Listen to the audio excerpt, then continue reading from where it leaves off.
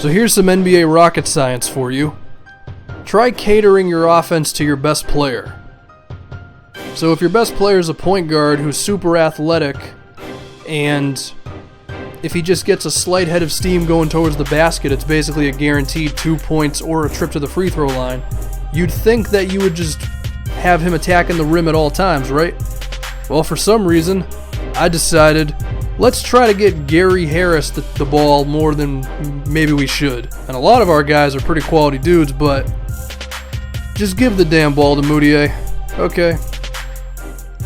And so, went to the practice gym, and I decided to construct a few plays, just go through 2K's endless supply of BS formations where like 3 of them actually work, and try to find a few that can get Moutier in the proper position to be driving to the rim, but at the same time give our shooters, give our big men chances to succeed.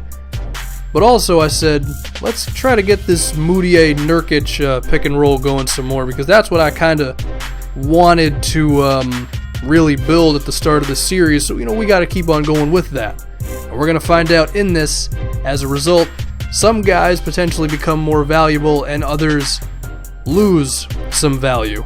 In this game against the New Orleans Pelicans, let's see if these plays can work. And really just the whole Moutier attacking strategy, which we do in the half court now, it worked out pretty well. I mean, you saw the Nurkic pick and roll there. I went to it once again. I mean, we saw him rolling to the basket, but this time, listen, the jumper is on fleek with Nurkic. I mean, that guy, all he does all day is make sure his perm is right and make sure the jumper is looking good, which is probably why his stamina sucks so bad. But also, I said I wanted to use this to get our wings some more open shots. Justin Anderson right there. His shooting's looking good today. I want you to see here that Moutier is, of course, effective when he's attacking the rim as well. I mean, we can't just have a guy who's passing the ball but can't score himself. I mean, we don't want a Ricky Rubio situation on our hands. You want to know who ends up trying to defend Moutier after he gets this screen from Joffrey? Alexis Ajinka. Yeah, so Moutier, you're welcome for the 2 easy points. But now, remember how I mentioned before that some guys might lose some value here? Look what happens with Kenneth Faried on this one. He's open on the perimeter, but of course I can't pass him the ball because he's not going to be able to shoot. And luckily, Justin Anderson ended up being open, but imagine if that very play happened, but we had a power forward who could just hit the shot right there instead of having to continue the offense. I didn't pass it to Faried there because it's what's he going to do from out there? Nothing. It results in this bogged down offense where Nurkic just kind of bails us out with a foul.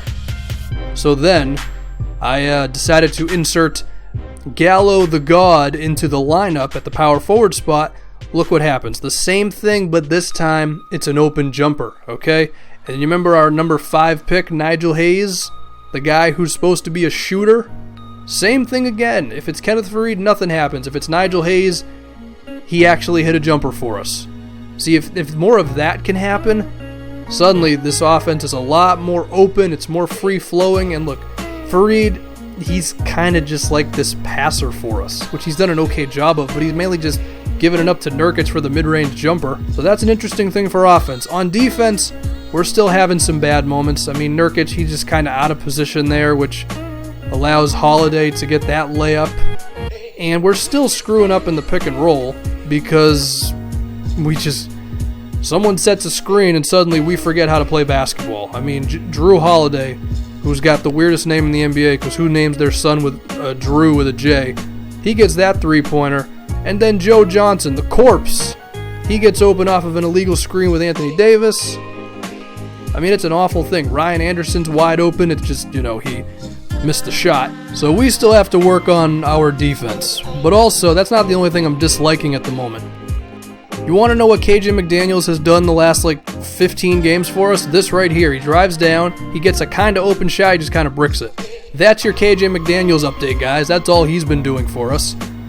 Justin Anderson and Gary Harris have been our 2 best guards because they're pretty decent defensively. They're able to hit some outside shots for us. So now let's see how this Pelicans game ended, okay? This is our team in a nutshell, all right? I got to get it down to Gallinari, who's got Joe Johnson on him. Kind of, sort of, not really, maybe a little bit a mismatch. So I go into the post. Blocked by Anthony Davis. It's out of bounds. I'm thinking, oh boy. I can't create a damn shot to save my life. You know what? Screw all y'all. Just give it to Moutier. Let's get a 3-point play. That's kind of what this team is sometimes. And then, do you see Gary on the right-hand side? I mean, maybe I should have got it to him a second earlier. Maybe that would have been the option.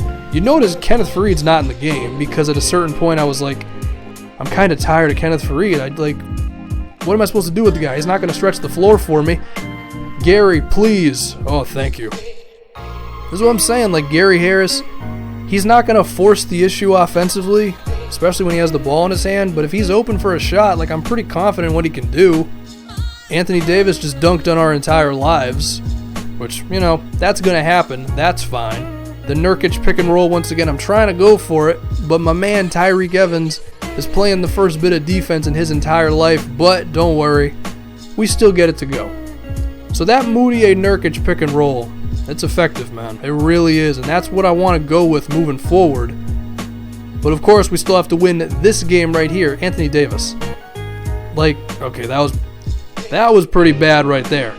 But Anthony Davis, like, nobody tell him that Gallinari's defending him, because those jump shots he's taking, I'll gladly accept it, because there ain't no way. That was a horrible matchup decision that I made, but hey, it's cool.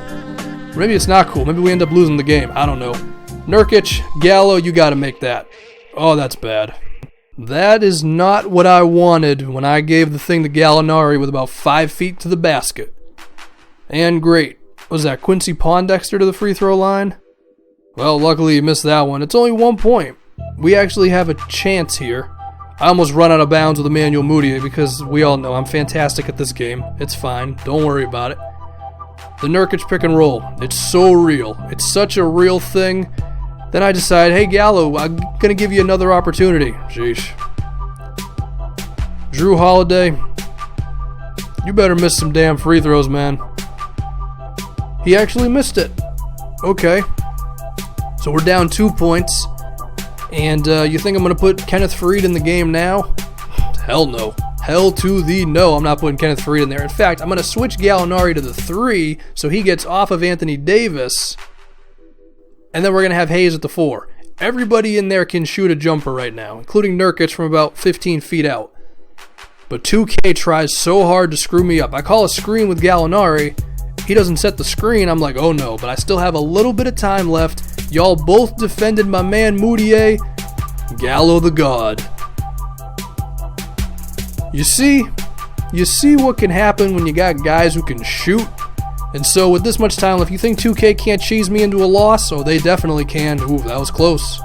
That was close. I don't know how Holiday was able to turn around that quick and get a shot that close to the basket, but that's cool. So we learned a few things in this game. That was the first time Mike Malone's ever appeared in the series. First off, the Nurkic, Gallinari, Moutier scoring trio is pretty real, and Justin Anderson and Nigel Hayes are providing some opportune offense for us. Kenneth Faried, here's the thing, unless I call it a direct play for Faried, he can't do much. Like, he can't stretch the floor. I mean, I've worked with him, but even then it's like, that's going to still take a minute to get his mid-range going. I'm kind of tired of Faried, guys. Kind of tired of him. If we want to revisit the trade talks, that Markieff Morris deal is still open. That Terrence Ross deal might still be a thing.